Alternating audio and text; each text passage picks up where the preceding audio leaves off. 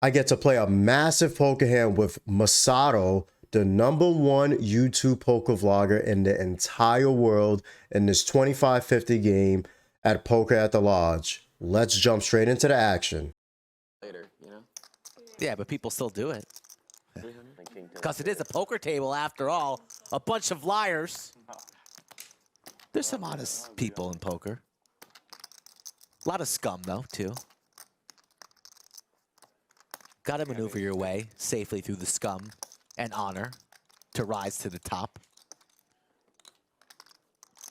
6s and 4s here. Can Masato continue the heater and bink a set?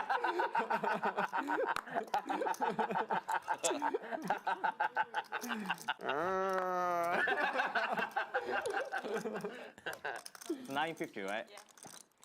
A groan. I'll take the 6s. You'll take the 4s. For a taco, Rick.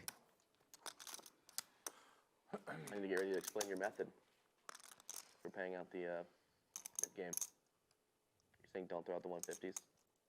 You're gonna show us how to do it? Oh, yeah, exactly, yeah. Let's go. Defense. Defense. Let me do it. By the way, the Nick game is still going on. Yeah. So in this hand, Masato opens pretty much under the gun +1 with pocket 6s to $300. It does fold around to me, and I am in cutoff. And one thing that's special about this hand is that the Nick game at Poker at the Lodge is on right now. And I am one of the people with the last buttons, and the person to my left has the second to last button. So basically, the person who wins their hand first and shows it is going to not have to pay the table $150 each.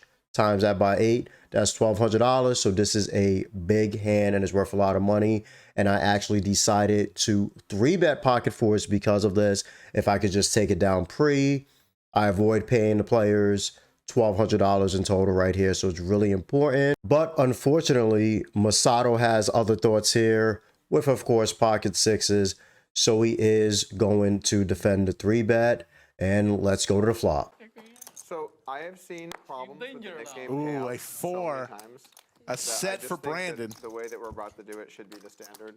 Just give it all to the dealer, right? Exactly. Yeah. That's what I always do. Yeah, but Just put it in front we've just had you put it in front of you, start throwing, and it. like this. You're like, yes, I support that. Yeah, idea. we're gonna give the dealer more work. That's always the answer.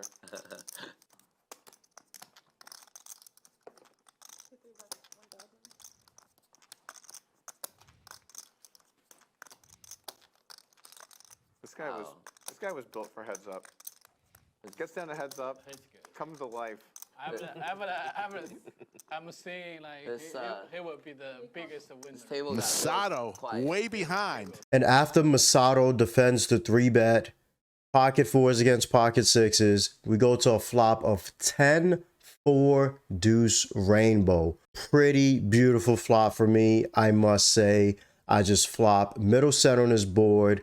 We're about $10,000 to $11,000 deep. Masato does put in the check, of course, to me, the pre-flop aggressor.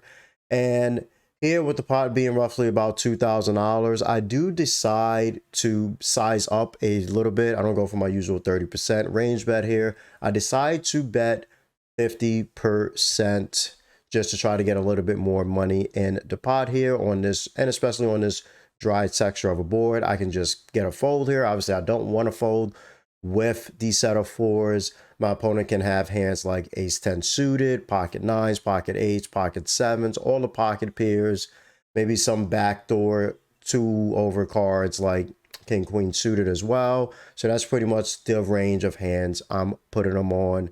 And after I do put out the bet of $1,000, Masato does come in with the call. The biggest winner today? He's on his way. Vote for Brandon. For sure, I've locked up biggest loser. I was going to say, I think Chaz is going to be the biggest winner. I think Wait, he's gonna who's the make a biggest massive winner? comeback. So far? Optimistic. I think you're going to make a massive comeback. Well, I'm down Masato's 20. the I mean, biggest it's winner so far. not crazy. Really. Thank you, Budget Chicken. No, Unpopular opinion, a definitely taco is a sandwich. He's Yeah, running. could I be. say Masato's the biggest winner. Yeah, he's definitely the biggest winner. Yeah, but Down 20, I we have definitely the hand, say 1 or 200, like. You know, if you get like That's king a good queen there, you're compliment. gonna be That's high unstuck. compliment. So I just it's. I see myself finishing even, and I'm gonna be fucking so happy. It's weird. Like I said, It's five, weird. five, ten. If I do, if I But the thing is, if I finish even at this Monday table, I'm is really fucking calling rarely that like a this. game. I feel the same way. I'm not trying. Well, Cinnamon, I was doing fine I'm until I also dumped my it. So. upper 5 to down 10. Thank you, Yoda, for that information on I'm not Masato. gonna be upset at all if I end up even. Even would be very good. I'm gonna be very happy with even. Brandon reaching for a ton of Play the chips. entire night and come out even, I'll be just fine. Yeah, plus you come out even, you had fun. Yeah, right? I'm going to Vegas tomorrow. I mean, Exactly. shit. I just don't want to lose all my craps money before I get to Vegas. Exactly.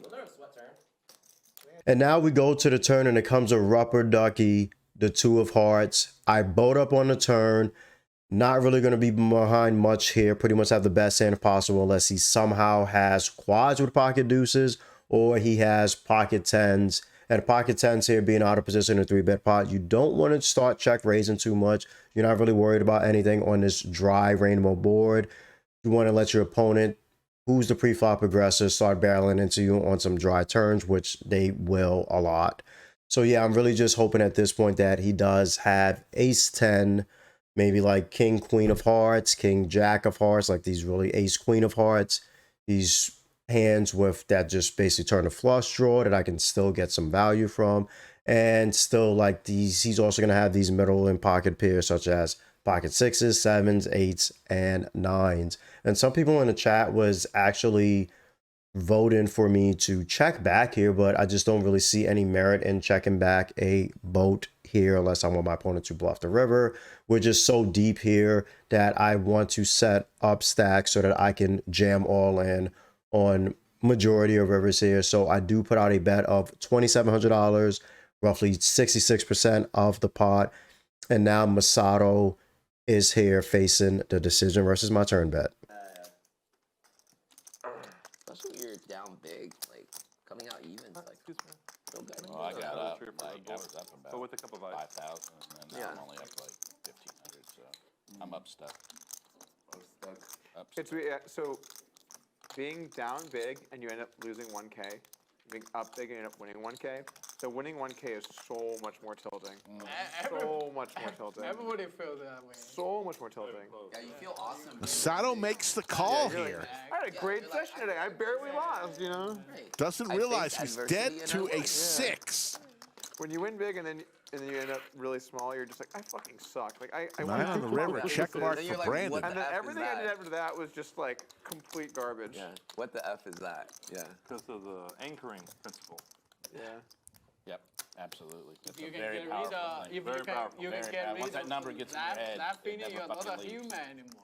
I would What is say- the anchoring? And Masato does put in a call for $2,700, and we go to the river, and it comes the 9 of spades. And obviously, to everybody back at home, you can see I have the best hand, but in this spot, I am definitely worried about the 9 of spades on the river. This is one of the cards that helps Masato boat up on the river, so I am really scared of that. The main cards that I didn't want to see were another 10, as that basically kills my boat, and I'll now lose to 10s full of deuces. I didn't want to see a 7, 8, or 9, as he can float those pocket pairs.